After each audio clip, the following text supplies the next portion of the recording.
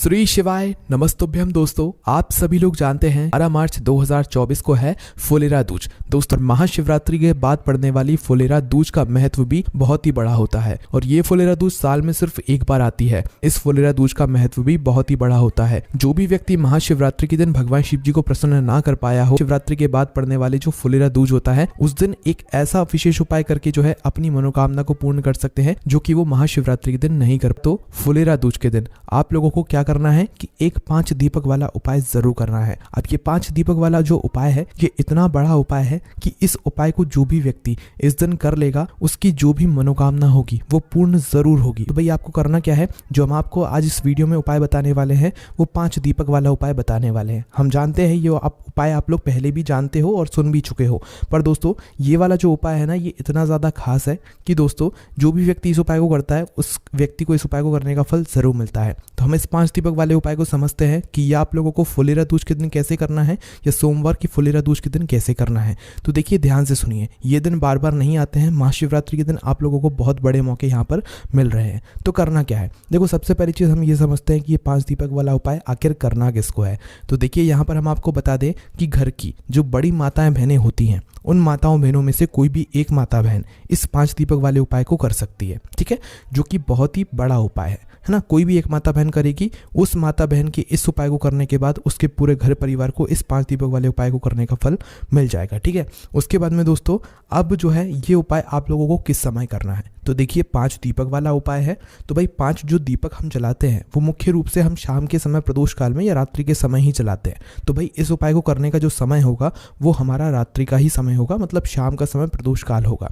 अब दोस्तों ये शाम का समय प्रदोष काल कितने बजे से लेकर कितने बजे तक का होगा और कितने बजे से लेकर कितने बजे तक के बीच में हम लोग ये वाला उपाय कर सकते हैं, तो वो भी हम आपको बता देते हैं। देखिए महाशिवरात्रि के बाद ये विशेष दिन पड़ रहा है। ऐसे ये फुलेरा दूज बार बार तो आता नहीं है भाई, महाशिवरात्रि के बाद पड़ने वाला सबसे बड़ा दिन होता है जिस दिन भगवान शिव जी बैठे हुए होते हैं कि कब कोई भक्त आए उनको प्रसन्न करे और वो उसकी झोली को भर दे। और फुलेरा दूज के दिन भी, या मतलब जो सोमवार पड़ता है फुलेरा दूज का, भाई इस दिन जो है भगवान शिव जी इतना कुछ प्रदान करते हैं उपाय करने वाले व्यक्ति को, भगवान को प्रसन्न करने वाले व्यक्ति को, कि जिसकी वो कल्पना भी नहीं कर सकता है। तो भाई शाम का जो समय होता है ना, शाम के 6 बजे से लेकर 7 बजे के बीच में आप लोग इस वाले उपाय को कर सकते हो। कितने बजे से कितने बजे के बीच में? शाम के 6 बजे से लेकर शाम के 7 बजे के बीच में।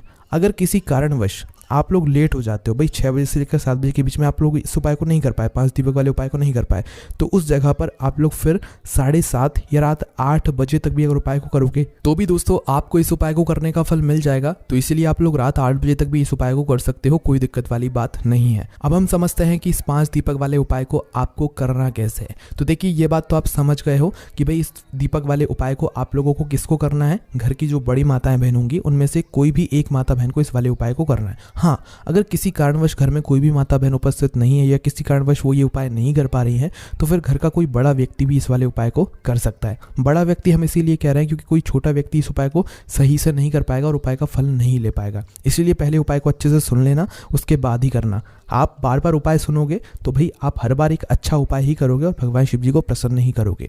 तो दोस्तों आपको करना क्या है, देखो 5 दीपक वाला उपाय है तो सीधी सी बात है 5 दीपक इसमें हमें तैयार करने पड़ेंगे। जो ये 5 दीपक वाला उपाय है इसमें आप लोग शुद्धता का विशेष रूप से ध्यान रखिएगा, ठीक है। उपाय को करते समय शुद्ध रहिएगा और शुद्धता का ध्यान भी रखिएगा। देखिए सुबह के समय तो आप स्नान कर ही लेंगे, पर शाम के समय आप लोग हाथ मुंह धो लीजिएगा। शाम के समय स्नान करने की जरूरत नहीं है। जब भी शाम के समय प्रदोष काल में आप उपाय करने वाले हो, आधे से 1 घंटे पहले आप उपाय की तैयारी को करना शुरू कर दीजिएगा, क्योंकि इस उपाय की तैयारी में आपको थोड़ा समय लगेगा। क्यों लगेगा? क्योंकि दोस्तों जो 5 दीपक वाला उपाय है, इस 5 दीपक वाले उपाय में जो हम दीपक लेने वाले हैं ये दीपक हम लोग आटे के लेने वाले हैं, ठीक है। अब आप कहोगे आटे के क्यों लोगे, हम तो मिट्टी के लेंगे। तो देखिए मिट्टी के अगर लेना भी चाहो ना तो नए दीपक आपको लेने पड़ेंगे, जो कि इस समय सभी लोगों के पास उपस्थित नहीं होंगे। तो भाई अगर आपके पास 5 नए मिट्टी के दीपक हैं तो भाई आप मिट्टी के दीपकों से करो, और पुराने दीपक हैं तो पुराने दीपकों से ये उपाय नहीं होगा, ठीक है। इसीलिए सबसे अच्छी बात यही है कि हम 5 आटे के दीपक तैयार तैयार करें। जो 5 आटे के दीपक आप तैयार करोगे इसके लिए आटा अलग से ही लोगे, उस आटे के अंदर कुछ भी नहीं डालोगे और उस आटे के अंदर पानी डालकर उसे गूंद लोगे। गूंदने के बाद उस आटे के 5 दीपक आप तैयार कर लोगे। कितने बड़े बड़े? मीडियम साइज़ के, ना वो बड़े हों ज़्यादा ना वो छोटे हों, ठीक है। मीडियम साइज़ के 5 दीपक तैयार कर लेना और इन 5 दीपकों को अपनी एक पूजन वाली थाली में या प्लेट में अच्छे से सजा कर जमा कर रख लेना, ठीक है। रखने के बाद दोस्तों अब बात करते हैं इसके अंदर बत्ती कौन सी रखाएगी। तो देखिए भगवान शिव जी के उपायों में फुलेरा दूज के दिन या सोमवार के दिन आप लोगों को जो है इन 5 दीपकों के अंदर गोल बत्ती ही रखनी, क्योंकि हम भगवान शिव जी को प्रसन्न करने के लिए ही ये वाला उपाय कर रहे हैं। तो इन 5 दीपकों के अंदर एक एक गोल बत्ती यहाँ पर रखा जाएगी, ठीक है। एक एक गोल बत्ती रखने के बाद दोस्तों जो गोल बत्ती आप लोग बना रहे हो वो कोशिश करना कि आप अपने घर में ही बनाओ। कई सारे लोग बाजार से लाई हुई गोल बत्ती भी रखेंगे, पर अगर आप लोग अपने हाथों से बनाई हुई, रुई से बनाई हुई गोल बत्ती जो है अपने हाथों से बनाई हुई उस दीपकों में रखोगे तो भगवान ज़्यादा प्रसन्न होंगे। बाकी बाजार वाली भी रख सकते हो, ऐसी कोई दिक्कत वाली बात नहीं है। उसके बाद में 5 दीपकों के अंदर एक एक आपने गोल बत्ती रख दी। अब इसके अंदर डालोगे क्या चीज़? तो देखो यहाँ पर इन 5 दीपकों के अंदर अगर आप सच में भगवान शिव जी को प्रसन्न करना चाहते हो तो शुद्ध देसी गाय का घी डालना, ठीक है। ना तो भैंस का घी डालना, ना बाजार का जो है मिलावटी घी डालना। देसी गाय का घी थोड़ा महंगा ज़रूर मिलेगा और थोड़ा ढूंढने में भी आपको परेशानी होगी, पर हाँ इस देसी घी का फल भी हमें बहुत ही बड़ा होकर मिलता है। और शुद्ध देसी गाय के घी को घर में रखने से हमें बरकत भी मिलती है, सुख शांति भी बनी रहती है और धन की प्राप्ति भी होती है। तो इसलिए अपने घर में हमेशा शुद्ध देसी गाय का घी रखा करो और भगवान शिव जी के कार्यों में भी हमेशा शुद्ध देसी गाय का घी ही प्रयोग होता है। तो अपने हिसाब से थोड़ा थोड़ा घी इन 5 दीपकों के अंदर डाल दो। इतना डाल देना कि वह दीपक जो है कुछ समय तक जल सके, ठीक है। इतनी बात को ध्यान में रखते हुए तो जैसे ही ये आपके 5 दीपक तैयार हो जाते हैं, गोल बत्ती रखकर शुद्ध देसी गाय का घी डालकर आप इन्हें तैयार कर लेते हैं, तो इसके बाद में अब आप लोग क्या करोगे? इसके बाद में अब आप लोग करोगे भाई इस उपाय को करने की पूरी तैयारी। देखो शाम का समय हो रहा हो, जिस समय से लेकर जिस समय के बीच में भी आप उपाय कर रहे हो, शाम के 6 बजे से लेकर 7 बजे के बीच में या 7 से लेकर रात 8 बजे के बीच में जब भी उपाय कर रहे हो तो भाई कुछ बातों का ध्यान रख के अपने घर से निकलना। पहली बात यह है कि भाई इन 5 दीपकों को हम जहाँ जहाँ भी आपको रखने के लिए बताने वाले हैं वहाँ कोशिश करना या तो पहले कुछ चावल के दाने रख दो या तो कुछ फूल की पंखुड़ियाँ रख दो, फिर उसके बाद उस जगह पर इन दीपकों को आप लोग रखना, ठीक है। आप अपने साथ में कुछ चावल के दाने या कुछ फूल की पंखुड़ियाँ रखकर लेकर जा सकते हो। इसके साथ में दोस्तों इन दीपकों को हमें घर से जलाकर नहीं लेकर जाना है, इन दीपकों को हमें वहीं पर जाकर जलाना है जहाँ पर हम आपको अभी बताने वाले हैं। तो भाई अपने घर से अपनी माचिस लेकर जाना। अगर आप उपाय को करने के लिए चले गए और आप माचिस भूल गए और आपने किसी और से माचिस ले ली तो इस उपाय को करने का फल उस व्यक्ति को भी मिल जाएगा जिससे आप मदद ले रहे हो उपाय को करने में, या जिससे आप माचिस ले रहे हो उपाय को करने में या इन दीपकों को जलाने में। तो अपने घर से अपनी माचिस लेकर ही जाना, ठीक है। तो जैसे ही आप उपाय को करने की पूरी तैयारी कर लेते हो अपने घर से निकल जाना शाम के समय प्रदोष काल में। अब देखो हमने 5 दीपक तैयार किए हैं तो सीधी सी बात है 5 अलग अलग जगहों पर ये दीपक रखाएंगे। अब 5 अलग अलग जगहों में से जो सबसे पहली जगह है वो है भगवान शिव जी का मंदिर। तो शाम के समय प्रदोष काल में आपके घर के पास में जो भी शिव मंदिर हो, शिवालय हो, जहाँ पर शिवलिंग विराजित हो, सबसे पहले नंबर पे आपको वहाँ पर पहुँचना है।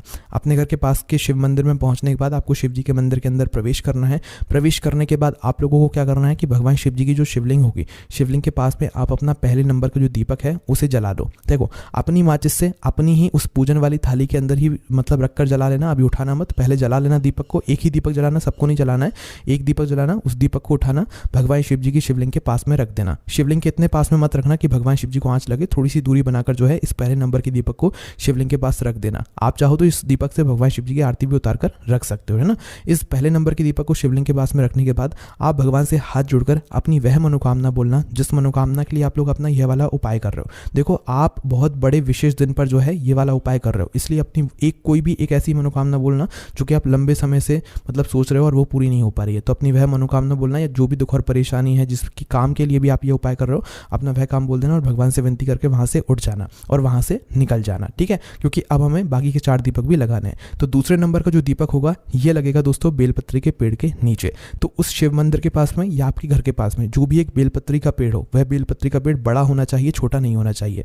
उस बेलपत्री के पेड़ के नीचे पहुंचना, वहां पर पहुंचकर बैठना, अपने दूसरे नंबर का दीपक जलाना, उस दीपक को बेलपत्री के पेड़ के नीचे भगवान शिव जी, माता पार्वती जी और माता लक्ष्मी जी का नाम लेते हुए रखना। अगर आप लोग इस उपाय को विशेष रूप से धन प्राप्ति के लिए, माता लक्ष्मी जी को प्रसन्न करने के लिए कर रहे हो, ठीक है। तो दूसरे नंबर का दीपक बेलपत्री के पेड़ के नीचे रख के वहां पर प्रार्थना करके भगवान को धूप दे के वहां से उठ जाना, ठीक है। अब तीसरे नंबर का जो दीपक लगेगा दोस्तों वो लगेगा पीपल के पेड़ के नीचे। उस बेलपत्री के पेड़ के पास में, आपके घर के पास में जो भी पीपल का पेड़ हो, भाई उस पीपल के पेड़ के पास में ही जो है मतलब उस पीपल के पेड़ के नीचे आप लोग जाना, अपना तीसरे नंबर का दीपक जलाना, तीसरे नंबर के दीपक को जलाकर वहां पर रख देना और भगवान से प्रार्थना करना, विनती करना, निवेदन करना और धूप देकर वहां से उठ जाना, ठीक है।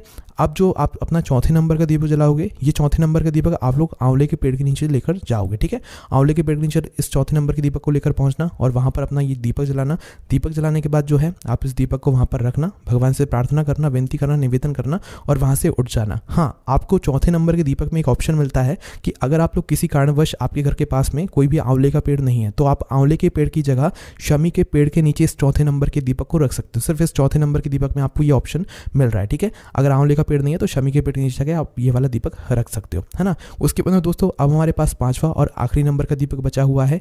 इस पांचवें और आखिरी नंबर के दीपक को लेकर कहां पर आपको जाना है? सीधे अपने घर के मुख्य द्वार पर जाना है। आपके घर का जो मेन गेट है सीधा वहां पर आप लोगों को पहुंच जाना है। घर के अंदर प्रवेश नहीं करना है। जो लोग मल्टीज में या किराए के घर में रहते हैं भाई, उनकी जो मल्टीज का किराए का घर का जो आखिरी दरवाजा है जिससे वो अंदर बाहर जाते हैं भाई, वो वहां पर जाकर खड़े हो जाएं, ठीक है। अंदर प्रवेश नहीं करना है, बाहर के बाहर ही जो है आपको खड़े हो जाना है। बाहर से खड़े होकर ही अपने घर को देखना है और अपने घर को देखते हुए ये देखना है कि आपका सीधा हाथ कौन सा है, ठीक है। आपकी सीधे हाथ की हथेली कौन सी पड़ रही है तो उसी सीधे हाथ की चौखट पर आप लोगों को बैठ जाना है, ठीक है। जो आपका सीधा हाथ है उसी साइड की चौखट पर आप लोगों को बैठ जाना है और बैठने के बाद अपना ये पांचवें नंबर का दीपक जलाना है। दीपक जलाने के बाद अपने उस राइट हैंड साइड वाली चौखट पर, सीधे हाथ साइड वाली चौखट पर आप लोगों को रख देना है। और इस पांचवें नंबर के दीपक को रखने के बाद आप भगवान से अपनी वापस से मनोकामना बोलना, जिस मनोकामना के लिए आप लोग अपना यह वाला उपाय कर रहे हैं। जो मनोकामना आपने पहले दीपक को जलाते समय बोली थी वही मनोकामना पांचवें दीपक को जलाते समय भी भगवान से प्रार्थना करते हुए बोल देना, भगवान शिव जी के नाम का जाप करते हो, ठीक है। जैसे ही आप अपना पांचवें नंबर का दीपक जलाते हो, भगवान से प्रार्थना करते हो, विनती करते हो, मनोकामना बोलते हो, उसके बाद आप अपने घर के अंदर प्रवेश कर सकते हो और आपका यह वाला उपाय पूरा हो जाता है। कुछ ही समय के अंदर आपकी मनोकामना पूरी होना शुरू हो जाएगी। इसी के साथ में दोस्तों हमने आपको उपाय जैसे जैसे समझाया है, 5 दीपक बनाए आपने, 5 दीपक जैसे जैसे हमने आपको लाइन से जलाने के लिए बताया वैसे ही आपको जलाना है, ठीक है। पहला जो है शिव जी के मंदिर में, दूसरा बेलपत्री के पेड़ के नीचे, तीसरा जो है पीपल के पेड़ के नीचे, चौथा जो है आंवले के पेड़ के नीचे और पांचवा और आखिरी जो दीपक है वो आपको अपने घर के मुख्य द्वार के राइट हैंड साइड की चौखट पर आप लोगों को जलाना है। और उसके बाद दोस्तों ये वाला उपाय पूरा हो जाता है और उसके बाद में आपकी जो भी मनोकामना होगी, जो भी काम होगा वो पूरा होना शुरू हो जाएगा। जो भी दुख और परेशानी के लिए अगर भी आपने ये उपाय किया होगा तो आपकी वह दुख और परेशानी भी दूर होना शुरू हो जाएगी, ठीक है। दोस्तों महाशिवरात्रि के बाद ये बहुत ही बड़ा दिन पड़ रहा है, आप इस मौके को बिल्कुल मत छोड़िएगा। साथ ही में हमने आपको अपने व्हाट्सएप चैनल की लिंक डिस्क्रिप्शन में दे दी है, आप वहां से हमें ज्वाइन कर सकते हैं ताकि आपको जो भी आने वाले उपाय हैं वो बहुत ही जल्दी शॉर्ट में वहां पर मिल जाते हैं। साथ ही हमारी वेबसाइट पर भी आप लोगों को ये वाला उपाय मिल जाएगा जो कि भोलेनाथभक्ति.com है। कोई भी समस्या आती है हमसे कमेंट करके पूछ सकते हैं। ओम नमः शिवाय, जय बोले अबा श्री शिवाय, नमस्तुभ्यम।